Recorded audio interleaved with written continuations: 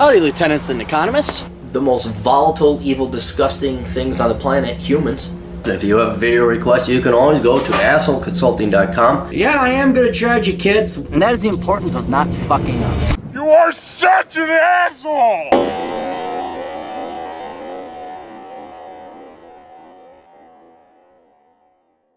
Getting the work done over at Cappy Land, which would be a very horrible theme park for children, be an awesome as fuck theme park for adults. Cappy Land. Oh, the coffee mug, by the way, from invisiblehandfashion.com. Isn't that funny? Isn't that funny? That's one of my favorite mugs. Eric writes, "Hi, Aaron. I hope all is well. The business I mentioned to you is going well. Guys, okay, I think I'm coming up on around 3,000 clients. Okay, or at least 3,000 videos, summary, but I don't remember shit all about you. Unless your story is very amazing, don't lead with, hey, you know, so things didn't work out with that girl. Good. Who the fuck are you? Who the fuck was this girl? I don't remember. Do you know how much short-term memory I need to be constantly clearing out for the new shit to come in? My goal by the end of the year is to get $6,000 a month in profit, which from a profit figure of $2,500 a month,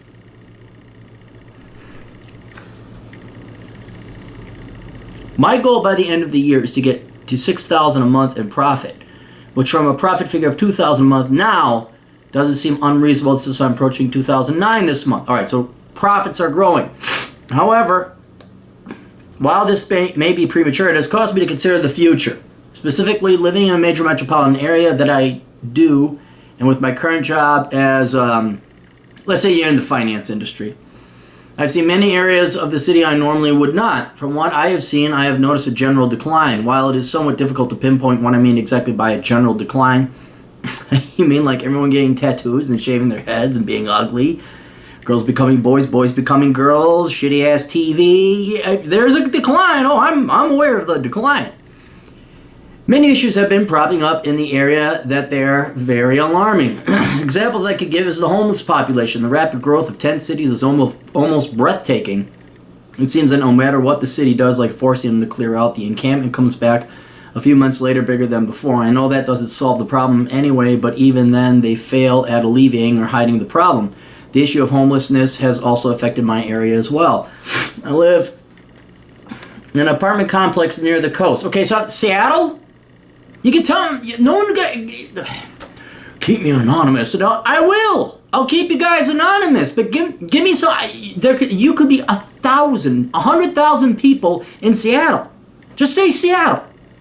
And if not Seattle, say something else. I need to know what town this is in, because I am aware of different towns and different qualities and traits and characteristics of them.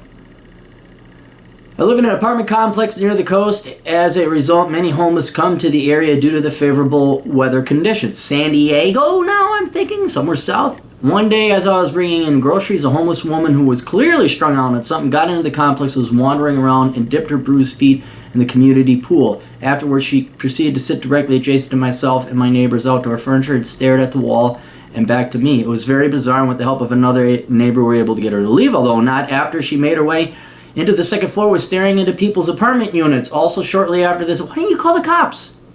You have a trespasser.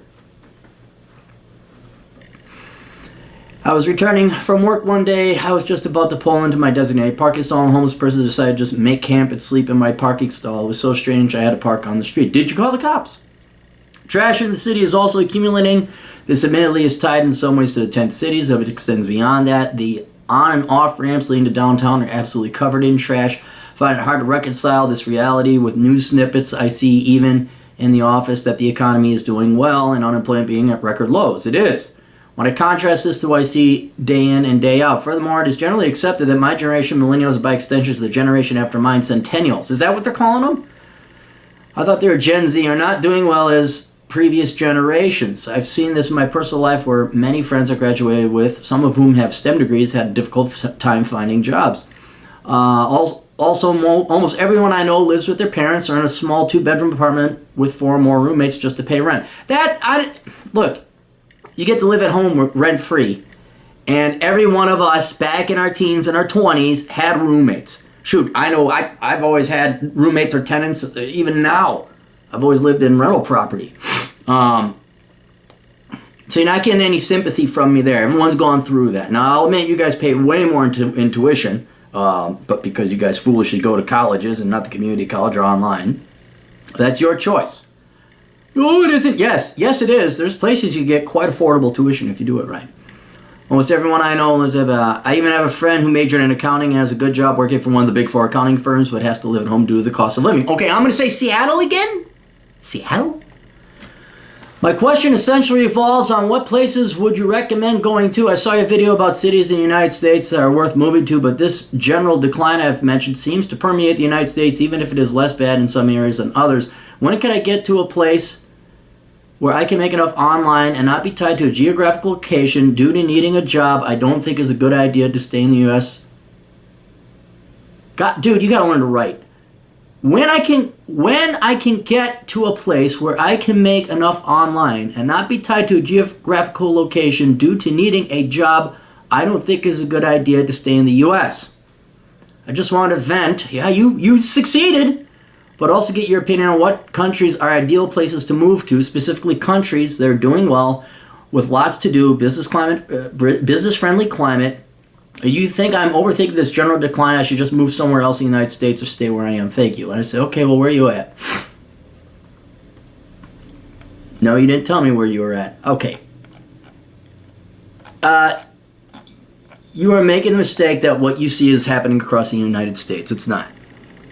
I'm guessing Portland, Seattle, or some California coastal town, because the weather's not nice in the East Coast. It's nice on the West Coast. Now, I'm betting these tent cities are happening because that city has very pro-homeless laws. Like, you can't evict them. You can't. They can squat. Squatters' rights are probably very prevalent over there, and the weather is climatic and enjoyable. I'd even say maybe parts of Florida. Maybe you're in Florida. St. Petersburg has a homeless park. They have a park full of homeless people. But that is not the case across the country. There are places like Texas. The cops will kick you right the fuck out. You're gone. Someone sees you on their lawn. You can have your back turned to them. They can plug you in the back because you're on their property. Right? It depends where you are. Chicago, they kind of have 10 cities, but Chicago is not nice during winter. Twin Cities, same thing. Any of the Midwest towns, they're very... the weather keeps them out. Denver, I don't think it's Denver either. But there are lots of places you can move to within the United States. Read the book Reconnaissance, man. They're there. I've listed them all. But the problem is you're living in a leftist socialist shithole. And that's what happens. That is what happens. A couple things happen when you live in leftist communist shitholes. On a municipal level, you have traffic. That's the number one thing, because they invest the money in parasites before they invest it in roads, transportation, infrastructure, and get what few and dwindling number of producers are there to and from work.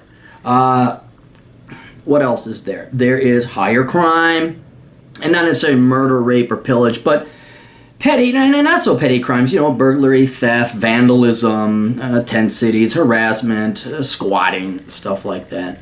Your taxes are higher, and your cost of living goes up because they don't approve this new development. I mean, Portland's a perfect example. We have to have smart development. Seattle has more of a geographical issue because you got the mountains right there, and then you got the water right there, and there's not a lot of land. So, but I'm sure they have we have smart growth. We need to have smart growth. San Francisco's another perfect example where I think if you tear down a house, 80% of it has to be recycled. Oh my God. All these municipal rules and regulations drives up housing prices. So that's where when you live in a town where the majority of the population is lazy, parasitic, and above all else, egotistical, controlling, and manipulative, and everyone wants to be king and tell other people what to do, you get not only a lack of production and a lack of roads, a lack of cops, a lack of law enforcement, you get policies and overregulation that just basically allows for the degenerates to take over your town. So don't tell me you're in Dallas, Texas. You're in a leftist shithole. Don't tell me that, oh, it must be like this all over the other country. No, just leftist shitholes. You know, go to Mankato, not an exciting town, but go there. They don't have a homeless problem. They don't have tent cities. They don't have nice weather either. So I'm confident if you're willing to get out of that leftist shithole, you will be able to find a job somewhere else in a much nicer part of town where there aren't any liberals. Tennessee is a nice place. Go to Tennessee. Now watch all the people who lives in the shitty part of Nashville. Don't come to Tennessee. It's all like this down here. Do ding diggly dingly do. Which is technically how Wyomingites sound. Wyomingans, sister fuckers. You know that's what. What is it? Is it Wyomingite or is Wyomingian? It's called sister fuckers. That's the name for a person from Wyoming.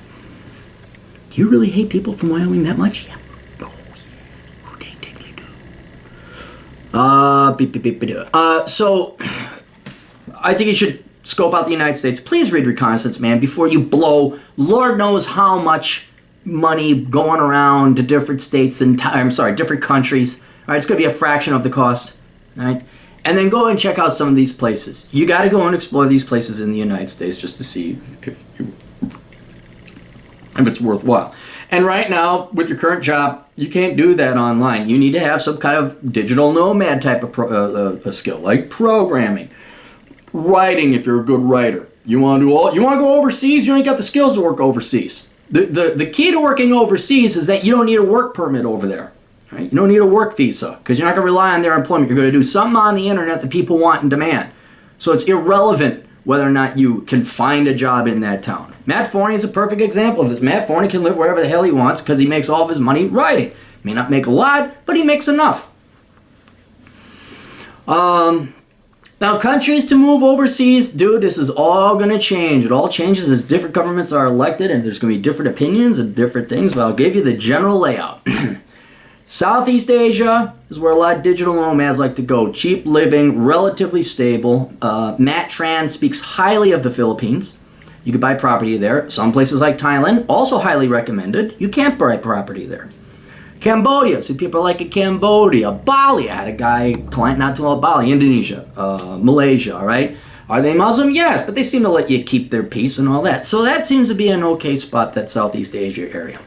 The former Soviet republics, the Baltics in particular, Estonia, Latvia, Lithuania, very cold, but very free. There's one that's worse than the other, one's that's doing really good. I think Estonia is the one that's doing really good.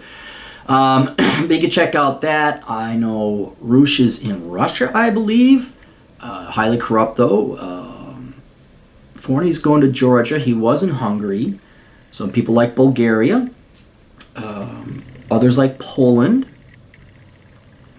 I've heard no one talk about the former Yugoslavia like Slovenia or Croatia or anything like that. I haven't heard anyone speak highly of that. But that Eastern Europe area, a lot of people don't like Romania. It's kind of like the dumb people of Eastern Europe. That's what I heard. It's just what I heard. But that former Soviet bloc you might want to take a look at. People have highly spoken of Poland, Hungary. Some people like Ukraine. Baltics are done very well. And then it's really more, this is not to slam on Romanians, it really seems more like it's up to your cup of tea as to whether you want to go to Bulgaria, Romania, and stuff like that.